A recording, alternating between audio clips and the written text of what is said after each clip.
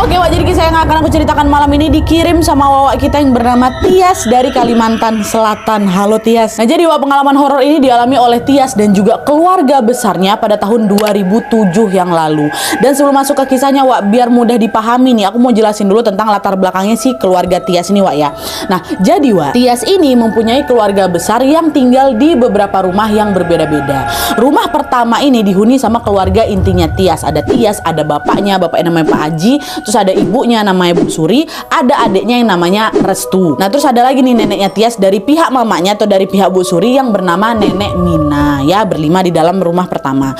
Sementara itu di rumah kedua ada kakek dan nenek buyutnya Tias, jadi orang tua dari Nek Mina. Nah kakek buyutnya dikenal dengan nama Datu Laki, sementara nenek buyutnya dikenal dengan nama Datu Bini. Oke, nah di rumah kedua ini atau di rumah Datu Laki sama Datu Bini ini Wak, lokasinya pas sekali berada di belakang rumahnya Tias dan cuma dipisahkan sama sebuah dinding pembatas saja. Jadi macam satu rumah yang dibagi jadi dua gitu ya. Nah lalu rumah ketiga sampai ke seterusnya adalah rumah anak-anaknya dari si Datu Bini sama Datu Laki Wak. Dan Datu Laki sama Datu Bini ini dikaruniai 10 orang anak.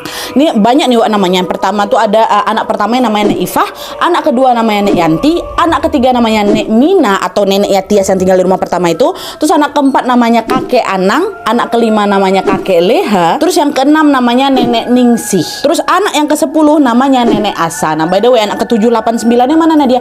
Yang 7, 8, 9 udah meninggal Wak waktu kejadian ini. Makanya yang aku sebutkan di sini tuh yang masih ada pada saat kejadian ini berlangsungnya gitu. Nah semua nenek sama kakek yang aku sebutkan tadi itu loh Wak, tinggal itu di rumah yang berbeda-beda tapi masih di lingkungan yang sama dengan rumahnya si Tias gitu ya. Jadi di rumah satu ini ada keluarga intinya Tias ditambah sama neneknya Nek Mina.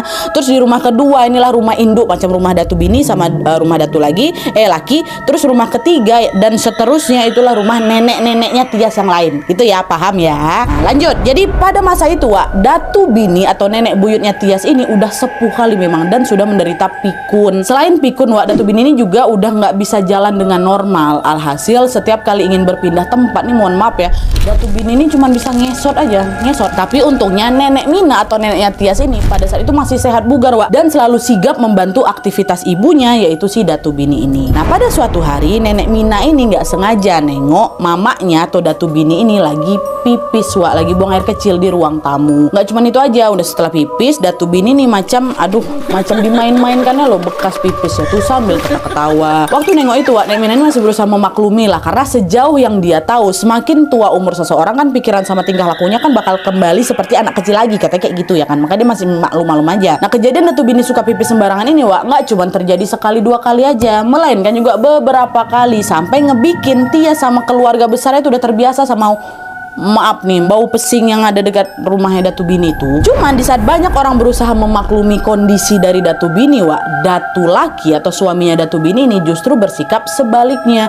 Dia sering tuh Wak marah-marah setiap kali nengok istri ini pipis sembarangan gitu. Dan by the way juga ya pada masa itu kondisi fisiknya Datu Laki ini berbanding terbalik kali sama Datu Bini istrinya Wak. Di usia udah nggak muda itu Datu Laki ini masih kelihatan gagah kali, badannya tegap dan dia ini juga selalu memperhatikan penampilannya. Setiap kali dia pergi ke masjid nih Wak ya, Datu Laki ini selalu pakai macam jubah macam jas alma mater itu warna hitam dengan lengkap, pakai jam tangan, pokok modis sekali lah kakek buyut aku tuh. Nah hal itu dilakukan bukan tanpa alasan Wak, karena memang di kampung tempat mereka tinggal itu si Datu Laki ini dikenal sebagai orang yang sangat rajin beribadah dan juga disegani lah gitu sama masyarakat sekitar. Itulah kenapa si Datu Laki ini selalu menjaga penampilannya gitu ya. Nah itulah tadi sekilas tentang si Datu Laki.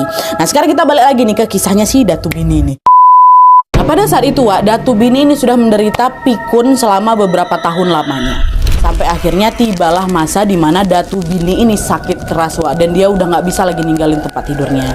Nah melihat sang ibu sudah jatuh sesakit ini Wak, sore itu anak-anaknya Datu Bini itu mulai dari Nek Ifah, anak yang pertama ini sampai ke Nenek Asa bersama cucu-cucu mereka ini, pokoknya semua keluarga besar lah, langsunglah kumpul di rumah induk atau di rumahnya Datu Bini. Nah nggak lama setelah keluarganya ini ngumpul, kondisi Datu Bini pun semakin menurun lagi Wak. Di titik ini Datu Bini itu udah nggak bisa diajak berkomunikasi lagi, macam udah kehilangan kesadaran gitu lah Wak. Di situ keluarga Tias pun baru sadar kalau Datu Bini sedang mengalami sakratul maut.